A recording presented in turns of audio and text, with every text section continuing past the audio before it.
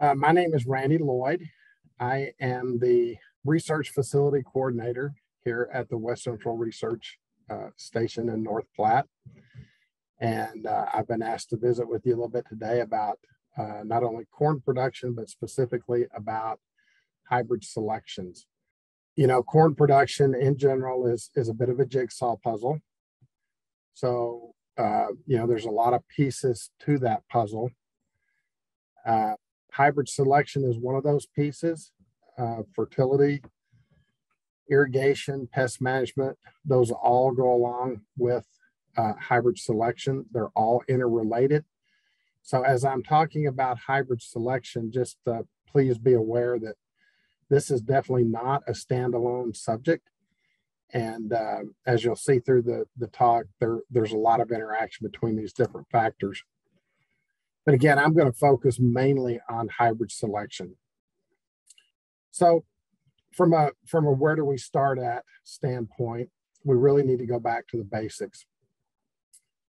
For a given field, and this is going to change for every farm, for every field, even for parts of a given field, we really need to identify a realistic yield goal.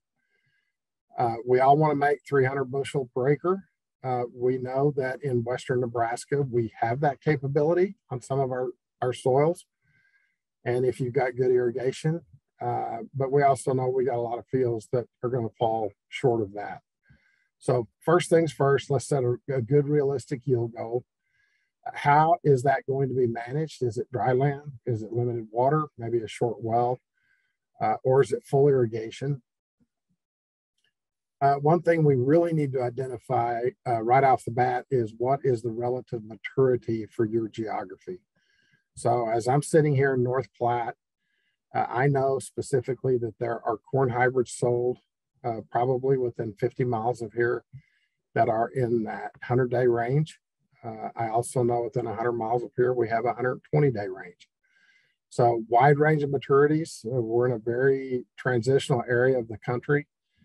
And again, as we talk about risk management, I think we're going to kind of circle back on this relative maturity, but get a good idea of what a good general mid-range is for your geography. You also need to sit back and think about management. So how much are you going to put into this crop? Fertility, pest management, whether that's weeds or insects or diseases, seed purchases.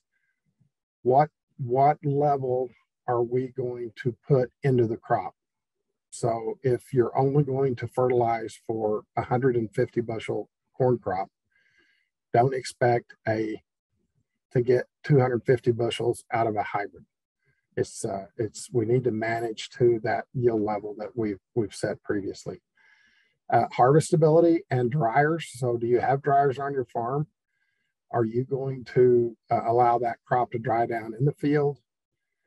Is it going to be taken out as silage, wet corn, dry corn? So there's a lot of late season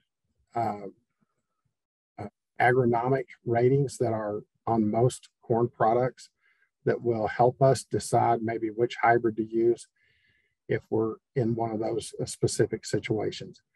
And then there's a lot of other considerations to look at when choosing hybrids, and a lot of those are going to be very specific to your area. Do you have high pH on your fields? Do you have sort of an overabundance of Western corn rootworm? Some of those things. So we'll dig into those. So one thing we're blessed with, or cursed with, I guess, depending on your outlook, is we do have a lot of options. So there are a lot of seed brands available in Western Nebraska. I've listed probably, this is not an exhaustive list, but I've listed most of the ones that I've dealt with in the past. Every single brand on this slide has a good hybrid or two. And so, depending on your experience with a specific brand, maybe more importantly, your experience with a specific brand sales rep or agronomist, you're going to lean more towards one or more of these brands. Bottom line is you really need to get one you can trust. and you need to get one that you can trust their agronomy staff and their sales staff. So each of these brands are going to rate their products. And I really want to drive this point home. Not all ratings are equal to one another. The ratings are very relative. So a rating that's a 9 in the DeKalb lineup is not the same thing as a Pioneer that's a 9. And those two are not the same thing as a Channel that's a 9. Each of these brands are rated by people specific within that brand.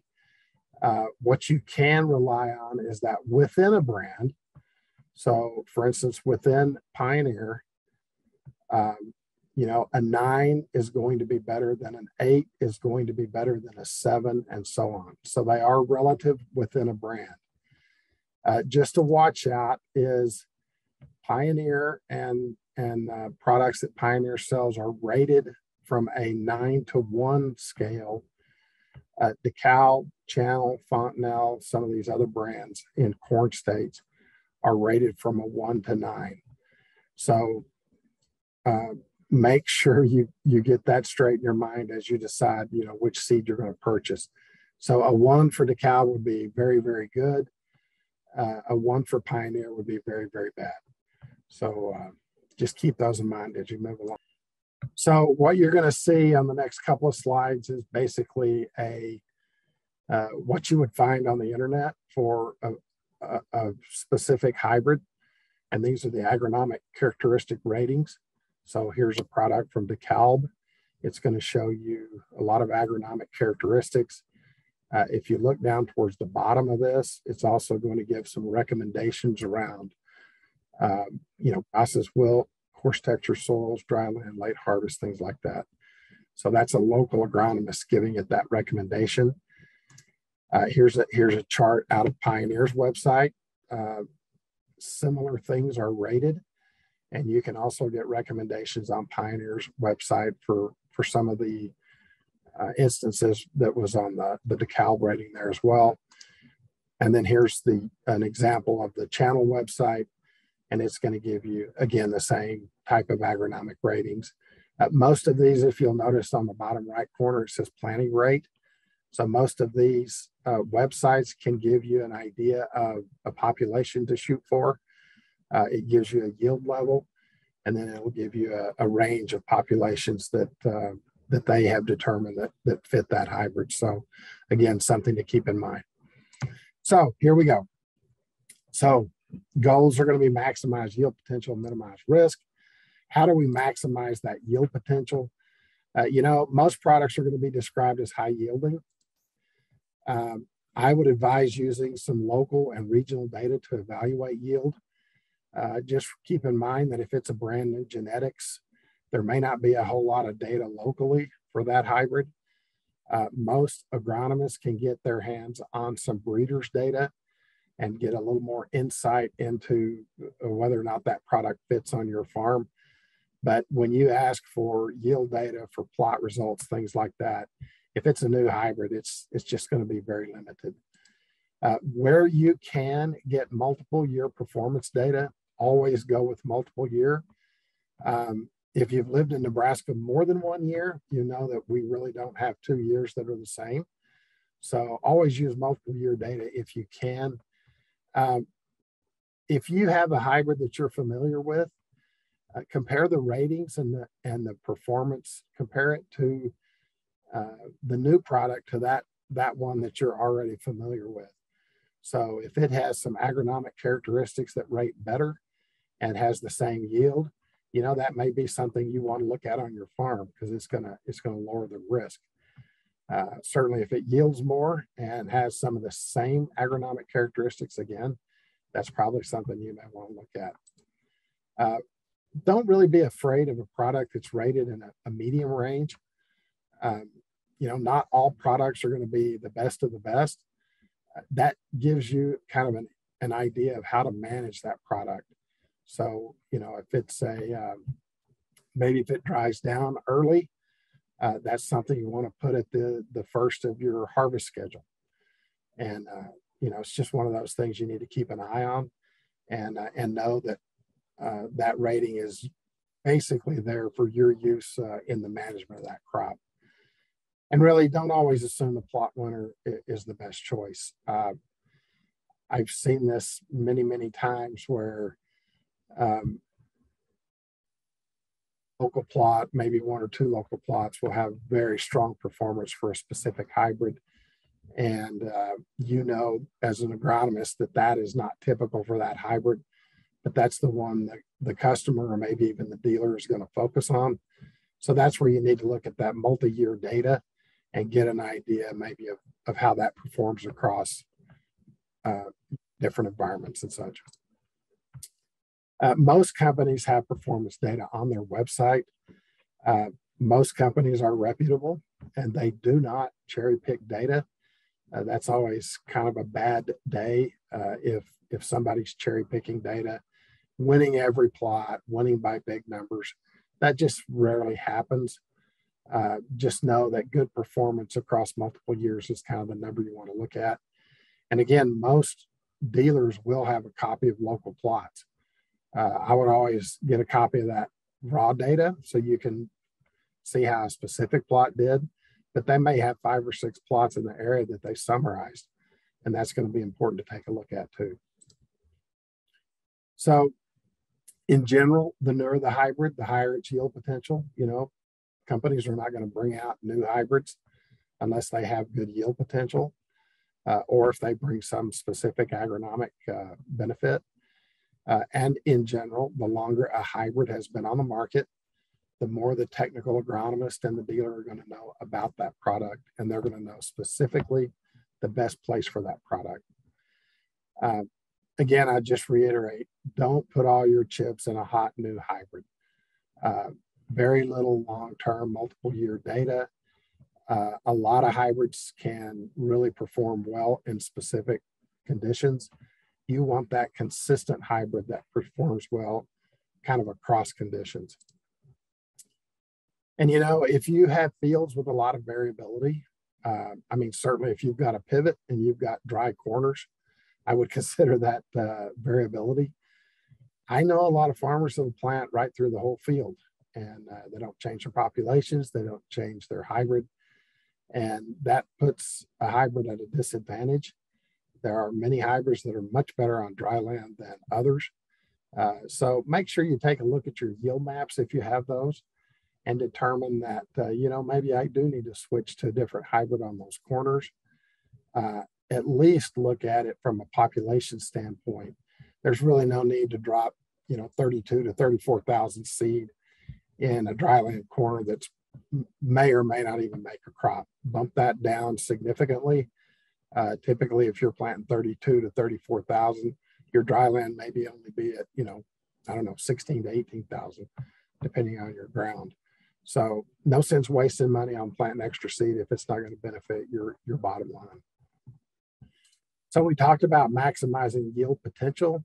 Now let's talk a little bit about minimizing risk. So I worked with growers that wanted a hybrid across their entire farm, and that makes me very uncomfortable. You need to spread that risk out. So my suggestion is plant a package of hybrids. Again, you can do that to manage harvest. You can do that to spread your risk at critical developmental periods like pollination. And you can even spread risk for critical weather events, maybe hail, maybe green snap, a big wind event, something like that. The suggestion is sort of a 20 to 25% early season, the bulk of that 50 to 60% mid-season, and then a 20-25% full season. Again, that's going to depend on where you're at in the geography and what those relative maturities are. So here's an example of purchasing different relative maturities and managing risk. So I'm going to chuckle a little bit on this because this is not the way to do it, right?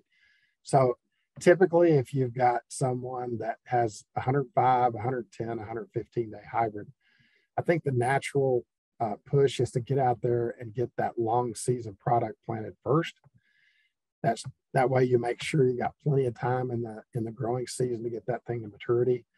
But as you can see with this graphic, if you do that, you're going to end up at the same endpoint for harvest. And that's not really enabling you to spread out your harvest scheduling or maybe even a late season storm. So the preferred way would be, again, short, middle, long season. Plant that short season one first. And then it's going to be able to get up, get going, get matured. You're going to be able to have some decent fields to open up early and get your harvest started, get things set kind of the way you want and moving. And then as time progresses, you're going to have these other fields that go ahead and hit maturity. And that's going to help you manage your harvest. And again, you want to pay attention to ratings like stay green and dry down and maybe harvest appearance. If you're going to have a hybrid, 115-day hybrid that's going to be out in the field for any length of time in the fall, you want to make sure that it's going to have some decent standability and that you're going to be able to get every kernel of corn you can out of that field. Now, when I talk about mitigating stress, here's an example where maybe in the red rectangle, we had some really high temperatures, some pollination stress. So if you've planted and spread out that risk, your 105-day probably is finished with pollination. And on the far end, the 115-day maybe hasn't started pollinating yet. And the 110-day may be affected somewhat. You may get less than perfect pollination, but at least you're going to have a lot of your production in areas that frankly don't get affected by those high temperatures. So that's always important to keep in mind with the weather that we have here in Nebraska. And I will certainly caution you that not all CRMs or relative maturities are created equal. So here's an example of a DeKalb product that has 1,300 GDUs to mid-pollination. And that's the number we want to look at as opposed to the GDUs to black layer. So the ones to black layer is where they get relative maturity. But again, the GDUs to mid-pollination is going to enable you to mitigate some of that stress at pollination. So here's an example of two hybrids, 103-day and 113-day. Their actual growing degree days to mid-pollination are the same. So they're both at 1,300. So that means if there's a pollination stress event at that given time, it's going to hit those at the same time. So again, what you may want is to look at products that have different growing degree days to mid-pollination. So in this case, we've got 113-day hybrid, but there's a lot of difference in that growing degree days to mid-pollination. So we've got a little wiggle room in there in case we do happen to have some type of weather event, stress event on pollination. It's only going to hit one of your fields and not all of them. And again, when you're looking at that growing degree units to mid-pollination, keep in mind that I know a difference of about 40 GDUs doesn't sound like a lot. That's really only a couple of days. That time of year, we tend to catch about 25 GDUs a day. So not a big difference, but again, it could be the difference of a critical rain event, or at the end of the season, it could even be the difference between an early freeze and not getting that early freeze. So just keep that in mind. Another thing that we seem to deal with pretty much every year is wind. And these hybrids are going to be in different developmental stages, depending on their maturity. So if you get a wind event, chances are it's going to affect only one of these hybrids and not all three. So again, that's just spreading out that risk and doing what we can so that we don't have all of our fields hit at once. I will say, just in general, be cautious and be aware of herbicide application timings. Products that have 2,4-D or dicamba, when those are applied to corn, it tends to make that stalk a little loose and make it sort of wiggle. You've probably all seen corn that's been laid down after a dicamba application.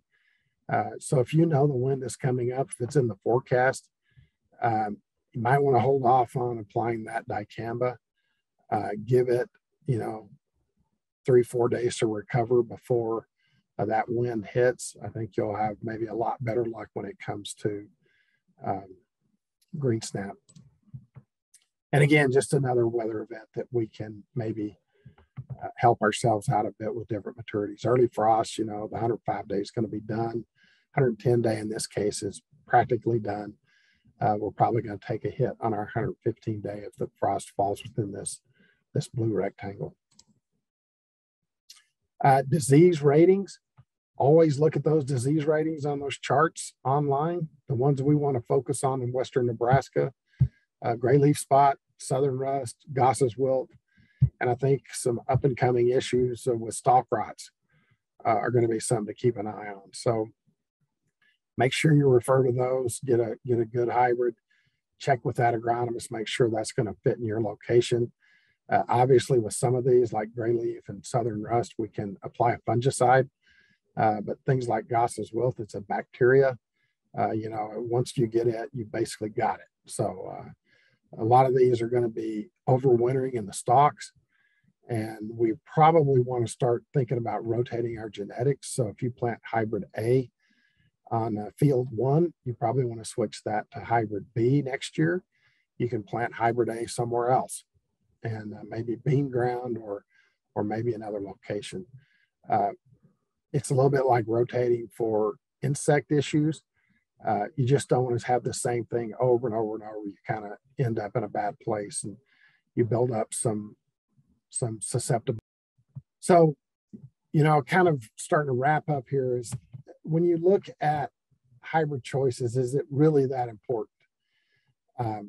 This is data, actually yield data from the TAPS program here at the University of Nebraska. This is 2017 to 21. These are all the yield levels of the products that were used in those years in the TAPS program. So if you look across the board there is a range of 205 bushels per acre from top to bottom.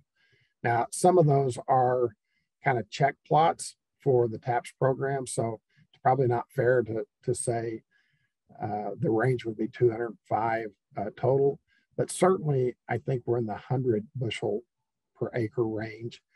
And, it just depends on what hybrid you pick and how you manage it. So hybrid is very important.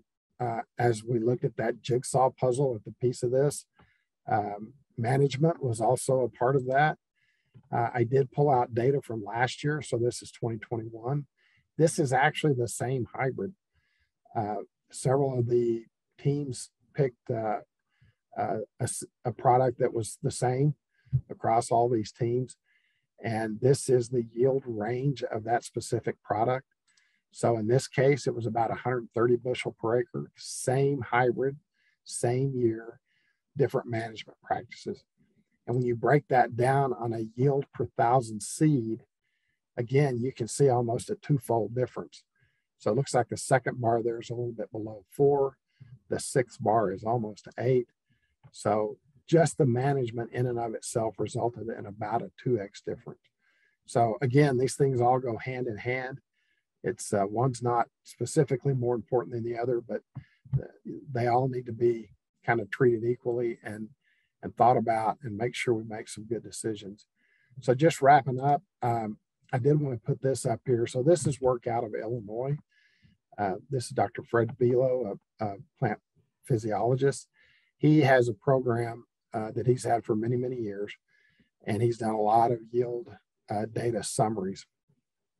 And he's come up with the 7 wonders of the corn yield world.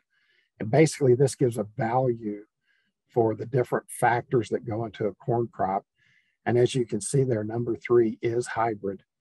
And he put a value on that of 50 bushels per acre. So, that's a pretty big number. They probably don't have the swing in production that we have out here, simply because of their rainfall amounts and the depth of their soils. But again, hybrid is going to be really, really important. I would argue too that weather out here could could make or break us. So 70 is probably a little bit low for weather, but that's some good information from a different part of the country that we can kind of lean on and see that, you know, you don't just look at a couple of yield plots and decide kind of this is the one I want to go with. So you picked your hybrids. Now what? Again, refer back to those ratings. When to plant, look at those early emergence scores, early seedling growth, population. You're going to get some population curves with most of that data. So depending on your yield level, there's some suggestions maybe on what populations to put out. It's going to give you an indication of ear flex. You know, fertility, you're going to know your fields better than everybody else. So make sure you understand maybe when the best time to apply that fertilizer is and how much to put on. And then water. Every year, irrigated pivots, not so much the when to start, but when do I stop? And you hate to get a corn crop, a really good corn crop, and then cut it off short at the end of the year and cost yourself, you know, 10 or 20 bushel. And it happens every year. So keep those things in mind. You know, if you've got any questions, you can send those in on the chat form.